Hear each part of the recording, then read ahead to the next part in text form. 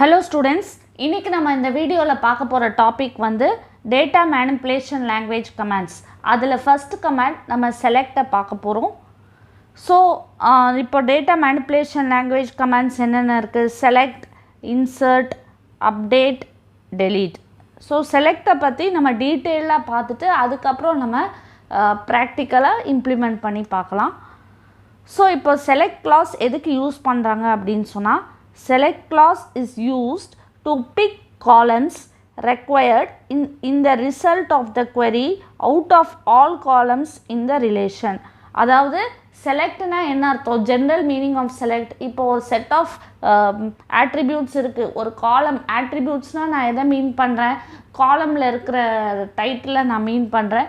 So நமக்கு எந்த attribute வேணுமோ அதை நம்ம செலக்ட் பண்ணிக்கலாம். ஃபார் எக்ஸாம்பிள் இப்போ ஒரு ஸ்டூடெண்ட் டேட்டா பேஸ் எடுத்துக்கிட்டோம் அப்படின்னு சொன்னால் ஸ்டூடெண்ட்டோட register number, name, address, Aadhaar number இதெல்லாம் இருக்குல்ல. ஸோ நமக்கு எந்த அந்த ஆதார் நம்பர், அட்ரஸ்லாம் சொன்னேன் இல்லையா, இதெல்லாம் வந்து ஆட்ரிபியூட்ஸ். அப்போ எனக்கு என்ன தேவையோ அதை நான் வந்து பிக் பண்ணிக்கிறேன். ஸோ பிக் பண்ணிக்கிறேன். அதுதான் வந்து செலக்ட் கிளாஸோட purpose.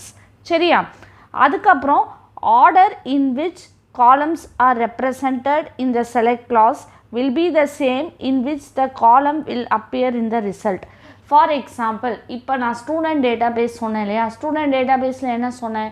Register number, name, address, Aadhaar number, இந்த 4 ஃபீல்ட்ஸு சொன்னேன். சரியா? இப்போ எனக்கு வந்து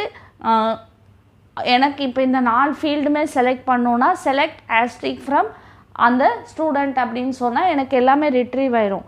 ஸோ இதில் என்ன சொல்லியிருக்காங்க அப்படின்னு சொன்னால் நான் எப்படி இன்சர்ட் பண்ணுறேனோ காலமை ஃபஸ்ட்டு நான் சப்போஸ் காலம் வந்து ஸ்டூடெண்ட் ரெஜிஸ்டர் நம்பர் கொடுத்தேன்னா ஃபஸ்ட்டு அது டிஸ்பிளே ஆகும். இன்சர்ட் பண்ணும்போது எப்படி நான் காலம்ஸ் கொடுக்குறேனோ அந்த ஆர்டரில் தான் எனக்கு டிஸ்பிளே ஆக போகுது. அதுதான் வந்து இங்கே சொல்கிறாங்க. சரியா? அதுக்கப்புறம் பார்த்தீங்க அப்படின்னு சொன்னால் if all the columns R required then ஆஸ்ட்ரிக் will be used. அப்போ எனக்கு வந்து இருக்கிறதே 4 columns. Register number, name, address, Aadhaar number. எனக்கு இந்த ஸ்டூடெண்ட் டேபிளில் இந்த 4 காலம்ஸ் இருக்குன்னா எனக்கு எல்லாமே வேணும் அப்படின்னு சொன்னால் செலக்ட் ஆஸ்ட்ரிக் ஃப்ரம் ஸ்டூடெண்ட்னா ஸ்டூடெண்ட்டோட register number, name, address, Aadhaar number வந்துடும். ஸோ அப்போ ஆஸ்ட்ரிக்குன்னு கொடுத்தா எல்லா காலம்ஸையும் நம்ம ரிட்ரீவ் பண்ண முடியும். It may also contain arithmetic expression including operators like plus, minus, addition, subtraction, division, asterisk extra. ஓகேவா? ஸோ இதை நான் மல்டிப்ளிகேஷன்னு நான் படிக்கலை. அதே மாதிரி ஸ்லாஷுங்கிறது டிவிஷனும் நமக்கு கிடையாது. ஸோ டிவிஷன் இருக்கும், மல்டிப்ளிகேஷன் நான் சொல்லாமல் இதை நான் வந்து செலக்ட் கிளாஸுக்கு நான் இதை யூஸ் பண்ணுறேன் இல்லையா, மல்டிப்ளிகேஷனுக்கும் யூஸ் பண்ணலாம் ஆப்ரேட்டர்ஸ். அதை நம்ம எப்படின்னு சொல்லி நம்ம பார்க்க போகிறோம். ஸோ இந்த அர்த்தமேட்டிக் ஆப்ரேட்டர்ஸையும் நம்ம இன்க்ளூட் பண்ணலாம் அப்படின்னு சொல்லியிருக்காங்க. இப்போ நான் வந்து என்ன பண்ண போகிறேன்னா ஒரு டேட்டா பேஸ் காட்டுறேன் உங்களுக்கு. ஸோ நமக்கு இது எல்லாருக்கும் தெரிஞ்ச டேட்டா பேஸ் தான், நார்மல் டேட்டா பேஸ் தான். ஒரு பேங்கிங் அப்ளிகேஷனில் என்னென்ன டேபிள்ஸ் இருக்கும்? பிரான்ச்சுன்னு ஒரு டேபிள் இருக்கும், அக்கௌண்ட்டுன்னு டேபிள் இருக்கும், depositor, customer, loan, borrower. So இப்போ வந்து பார்த்தீங்க அப்படின்னு சொன்னால் இப்போது ஃபஸ்ட் ஒன்று பிரான்ச்சுங்கிற டேபிளில் நமக்கு என்ன இருக்குது? பிரான்ச் நேம் தான் வந்து இங்கே வந்து ப்ரைமரி கீ. சரியா? பிரான்ச் நேம் வந்து ப்ரைமரி கீ. அதனால தான் இப்படி ரெப்ரசன்ட் பண்ணியிருக்கு. Assets, branch city. அக்கௌண்ட் டேபிளில் வந்து அக்கௌண்ட் நம்பர் தான் primary key, balance B name. சரியா? அதே மாதிரி டெபாசிட்டரில் வந்து கஸ்டமர் நேம், அக்கௌண்ட் நம்பர் இருக்கும். ஏன் அப்படின்னு சொன்னால் இதில் ஏன் நான் ப்ரைமரி கீ அப்படி இல்லை அப்படின்னு சொல்லி நான் சொன்னேன் அப்படின்னா ஒரு கஸ்டமருக்கு ரொம்ப அக்கௌண்ட்ஸ் இருக்கும் இல்லையா, அவங்க ஜாயிண்ட் அக்கௌண்ட் இருக்கும், சேவிங்ஸ் அக்கௌண்ட் இருக்கும், ஃபிக்ஸட் டெபாசிட்ஸ் பண்ணால் அந்த ஒவ்வொரு வாட்டி ஃபிக்ஸட் டெபாசிட் பண்ணும் போது ஒரே அக்கௌண்ட்டில் நம்ம பண்ண முடியாது. ஒன்றொன்றுத்துக்கும் வேறு இருக்கும். நேம் சேமாக இருந்தாலும் வேறு அக்கௌண்ட் இருக்கும். ஸோ ஒரு கஸ்டமருக்கு மல்டிபிள் அக்கௌண்ட்ஸ் இருக்கும். ஸோ இங்கே கஸ்டமருக்கு நான் கஸ்டமர் நேமை வந்து ப்ரைமரி கீன்னு கொடுத்துருக்கேன். It is not possible. ஏன்னா நமக்கு வந்து same customer with same customer name with same initial இருக்கும்.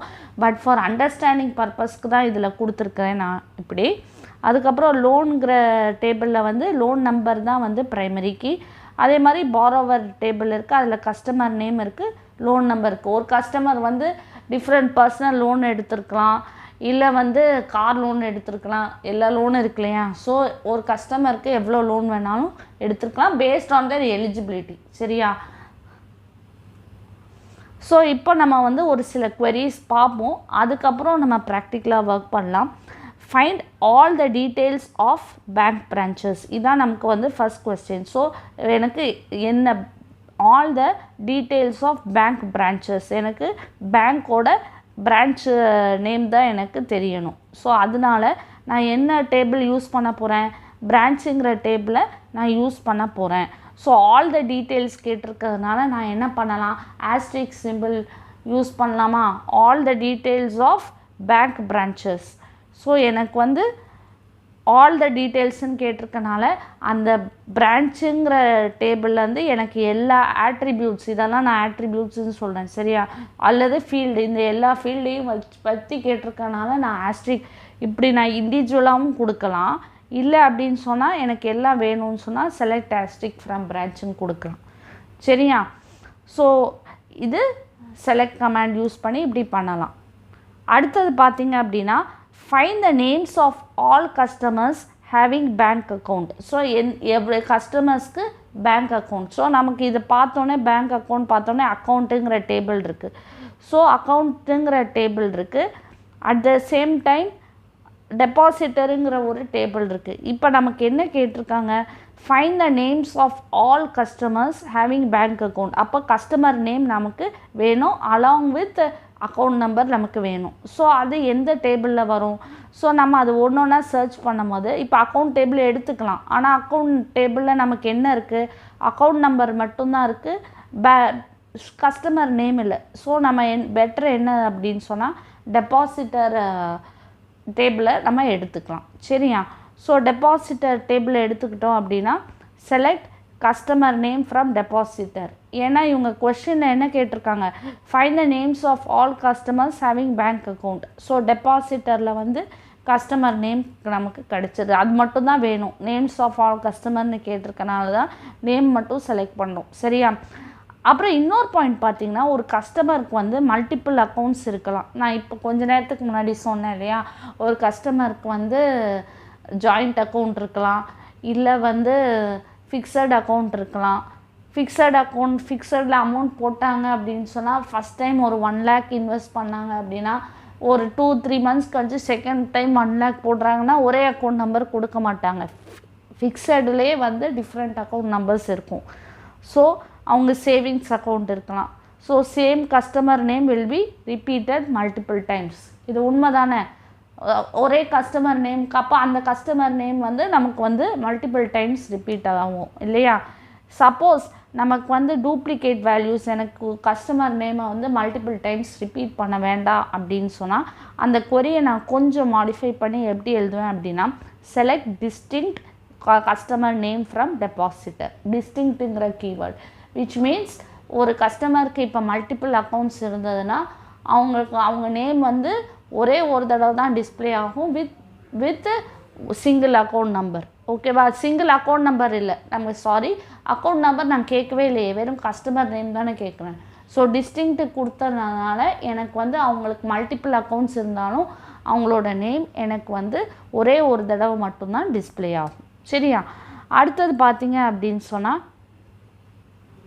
Find each loan number along with loan amount. So loan number கேட்டிருக்காங்க அலாங் வித் லோன் அமௌண்ட். இப்போ பார்த்தீங்க அப்படின்னு சொன்னால் வந்து இப்போது இது அதாவது find each loan number along with loan amount. So இங்கே பார்த்தீங்க அப்படின்னா நமக்கு லோன் நம்பரும் வேணும், லோன் அமௌண்ட்டும் வேணும். எது மேட்ச் ஆகுது? லோனுங்கிற டேபிள் இருக்குது, அதில் லோன் நம்பர் இருக்குது, அமௌண்ட் இருக்குது. ஸோ நமக்கு என்ன பண்ணலாம் அப்படின்னா select loan number amount from loan அப்படின்னு சொல்லி கொடுத்துக்கலாம். சரியா? இப்போ வந்து இது find all the account number and balance with 6% yearly interest. So எனக்கு அக்கௌண்ட் நம்பரும் வேணும், பேலன்ஸும் வேணும் with 6% yearly interest. So account number balance எனக்கு எங்கே கிடைக்கும்? அக்கௌண்ட்டுங்கிற டேபிளில் தான் வந்து அக்கௌண்ட் நம்பரும் இருக்குது, பேலன்ஸும் இருக்குது. ஸோ கண்டிப்பாக வந்து எனக்கு அக்கௌண்ட் டேபிள் தேவை. select account number comma balance. இங்கே ஒரு புது கண்டிஷன் கொடுத்துருக்காங்க பாருங்கள், 6% இயர்லி இன்ட்ரெஸ்ட். 6% இயர்லி இன்ட்ரெஸ்ட்னா ஸோ இன்ட்டு நம்ம calculations balance comma balance into 1.06 from account. So இந்த 6%க்காக நம்ம இந்த கேல்குலேஷன் பண்ணுறோம். சரியா? ஸோ இப்போ வந்து இன்னும் ஒரு பாயிண்ட் சொல்ல மறந்துட்டேன். இப்போ இந்த அக்கௌண்ட்ஸ் டேபிளில் பார்த்தீங்கன்னா அக்கௌண்ட் நம்பர் வந்து என்னது? Primary key. சரியா? அதே இது டெபாசிட்டர் டேபிளில் பார்த்தீங்கன்னா அக்கௌண்ட் நம்பர் வந்து என்னது? Foreign key. ஏன் அப்படின்னு சொன்னால் இந்த டேபிளர் நம்ம இதுக்கு ஃபாரின் கீயை பற்றி நான் செப்பரேட் வீடியோ போட்டிருக்கேன், அப்போ பாருங்கள். ஸோ ரெஃபரன்ஸ் பண்ணுது இல்லையா? ஸோ ரெஃபரிங் டு என்னது? இந்த primary key is referring to depositor table. அங்கே அதில் அக்கௌண்ட் நம்பர் இந்த டெபாசிட்டர் டேபிள். ஸோ இது ஃபாரின் கீ. அதே மாதிரி பார்த்தீங்க அப்படின்னு சொன்னால் லோன் நம்பர் வந்து லோனுங்கிற டேபிளுக்கு ப்ரைமரி கீ. அதே இது வந்து பாரோவர் இதில் வந்து என்னது? லோன் நம்பர் வந்து ஃபாரின் கீ. சரியா? ஸோ இந்த வீடியோவில் நம்ம டிஎம்எல் கமெண்ட்ஸ் செலக்ட் கிளாஸ் பற்றி பார்த்தோம். அடுத்த வீடியோவில் நம்ம என்ன பண்ண போகிறோம் அப்படின்னு சொன்னால் select with where condition use பண்ணி எப்படி நம்ம பண்ணலான்னு சொல்லி பார்க்கலாம். தேங்க்யூ.